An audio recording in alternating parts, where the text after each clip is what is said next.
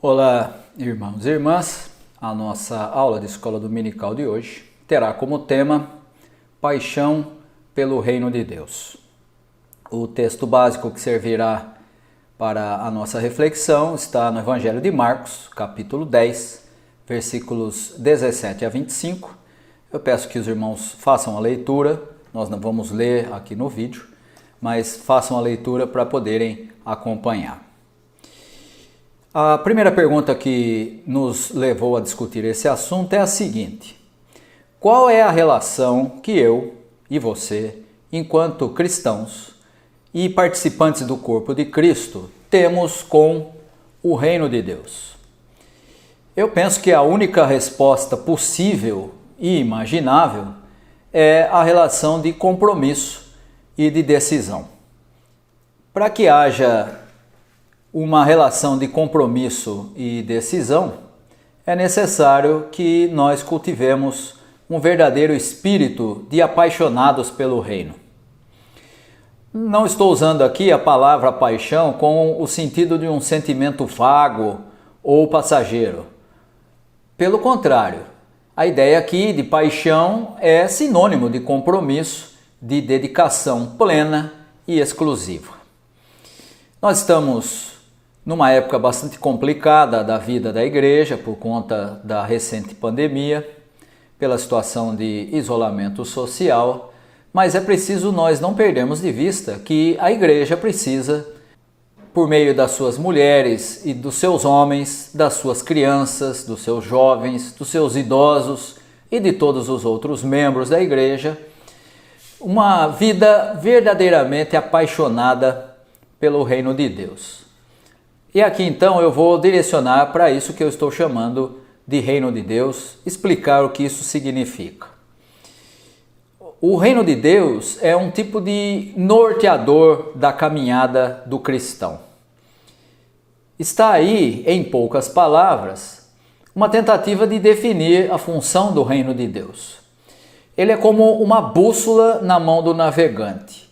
Ele é como alguém que sabe para onde vai e não tem como se perder, porque tem um parâmetro, tem um rumo norte. E, portanto, o reino de Deus se apresenta para nós como um grande paradigma, como um modelo que a igreja deve seguir no cumprimento da sua tarefa. E quem vai por esse caminho, o caminho do reino de Deus, não tem perigo de errar. O cristão que eu estou dizendo que é apaixonado pelo reino de Deus é aquele que tem o reino como o que direciona toda a sua prática cristã em direção à integralidade humana. Ou seja, uma igreja apaixonada pelo reino é uma igreja voltada para o mundo, inserida no seu bairro, transformadora da sua sociedade e da sua história. Uma igreja cuja paixão pelo reino a faz ir contra todo e qualquer tipo de inversão dos valores da vida, como opressão, racismo, drogas, ou seja lá o que for. Então aqui nós vamos percebendo que uma igreja apaixonada, que é quase sinônimo de uma igreja comprometida com o reino, vive a busca de um evangelho integral a fim de levar a vida integral a toda a humanidade. Com isso, torna-se fato que o cristão realmente apaixonado pelo reino de Deus é aquele que vive a partir dos mesmos valores e das mesmas características do reino: justiça, paz, fraternidade, amor, solidariedade. Quando nós pensamos na ideia do reino de Deus, nós temos que necessariamente centralizar a figura do rei, que é Jesus Cristo. Não é possível entender o reino de Deus fora da centralidade de Jesus Cristo. Seria uma tentativa absolutamente infrutífera e fadada ao fracasso. Percebe-se que nos evangelhos, Jesus é o começo da concretização histórica do reino. E, portanto, é necessário enfatizarmos que o projeto histórico e o sentido da mensagem de Jesus é o reino. Assim, nós vamos percebendo que em Jesus o pecado também tem uma dimensão social.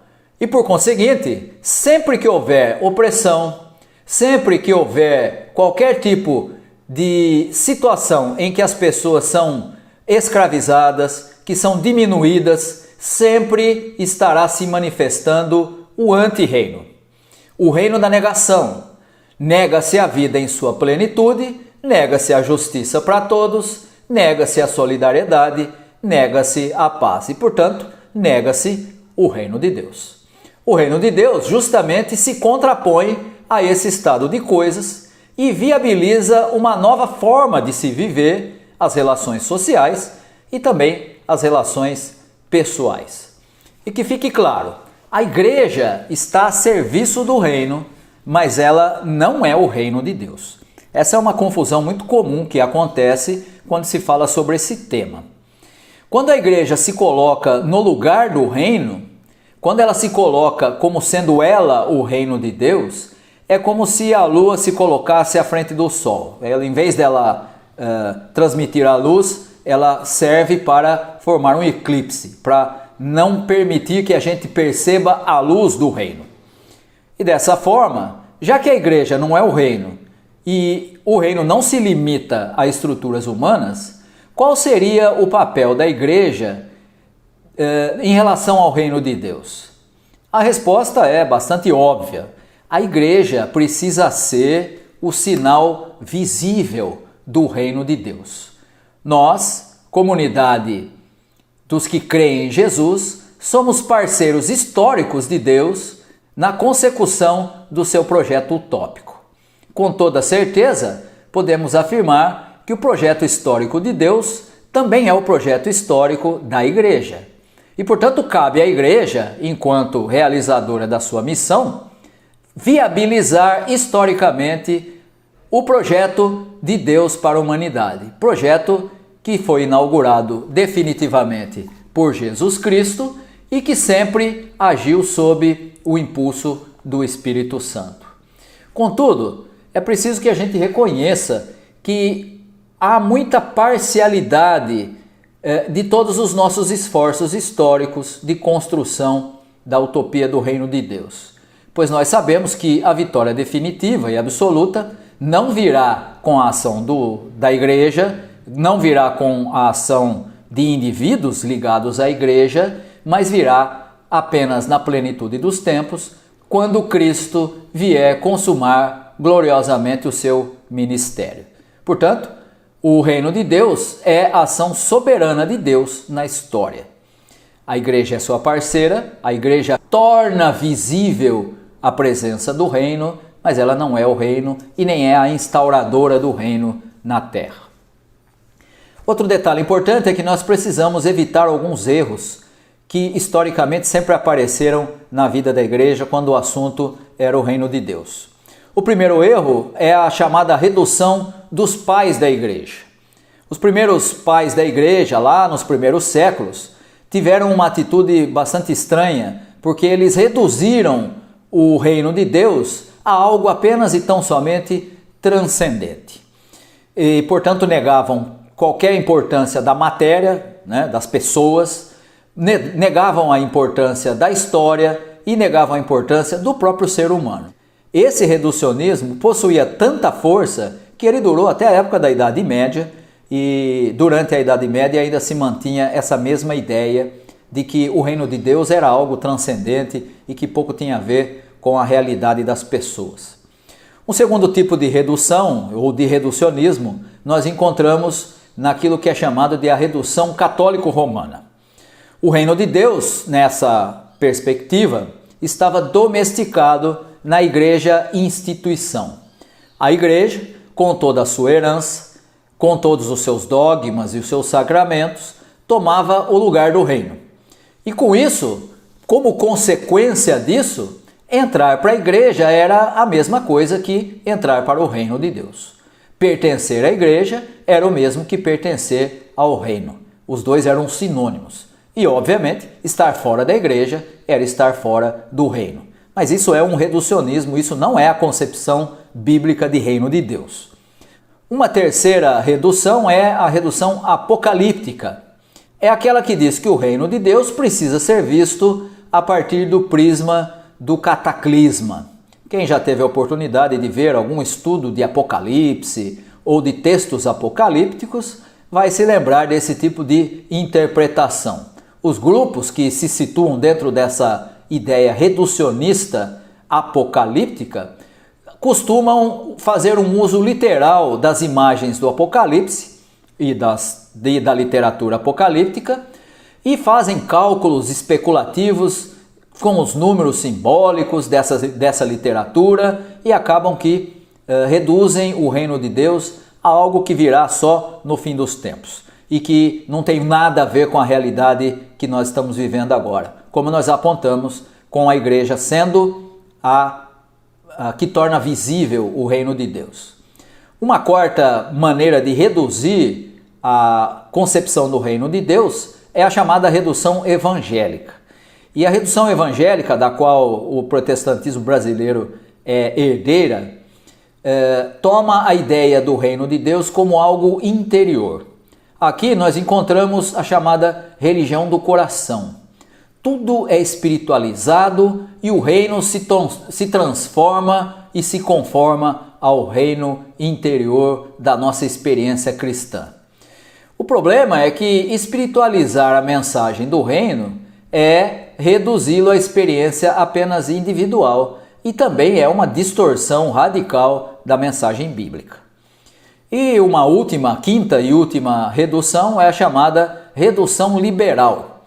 A redução liberal vê o reino enquanto uma nova ordem social.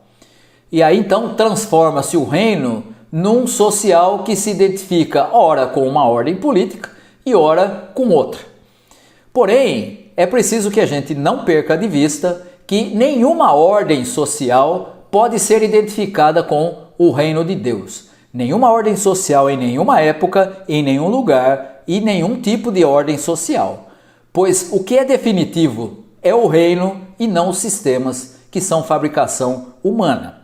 Isso significa a redução liberal tenta fazer com que nós transformemos a realidade social no reino de Deus, o que também não é possível. Agora, tomando todas essas ideias, a pergunta que nós temos que fazer é: eu, você, nós e o reino de Deus, o que é que isso tem a ver no fim das contas? Precisamos lembrar que um reino onde habita a justiça é o reino de Deus. Um reino que nos convida a vivermos intensamente o presente e não no futuro, e não na expectativa apenas, mas vivermos o presente. Um reino que nos torne livres do pesadelo do passado e também da agonia do futuro é reino de Deus.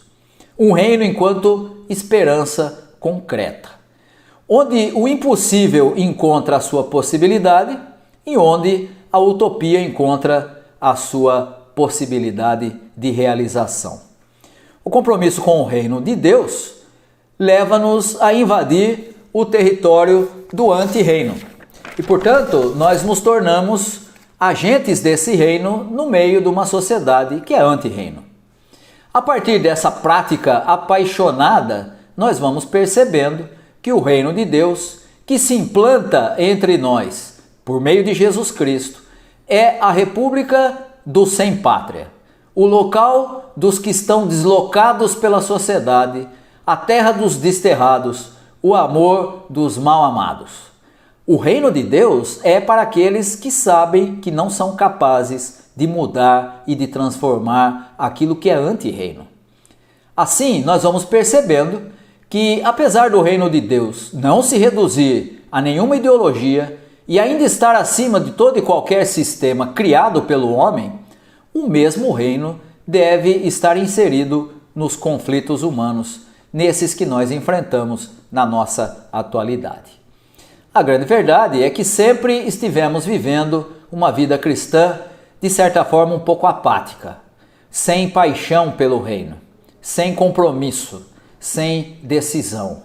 A apatia falou mais alto e nossos corações e a nossa prática seguiram o mesmo caminho. Hoje, nós temos uma forte experiência pessoal uma teologia da vida interior e uma ética pessoal, mas estamos perdidos quando se trata de estender as dimensões apaixonadas e radicais do reino de Deus, porque falta paixão por ele. Que nós possamos aprender com os valores do reino de Deus e que não falte na nossa vida pessoal e na nossa vida como comunidade paixão pelo reino de Deus. Que nós não façamos esse tipo de redução que nós apontamos, mas que possamos ter paixão pelos valores que aprendemos de Jesus Cristo, Senhor da Igreja, Senhor de todo o universo. Deus abençoe os irmãos. Abraço.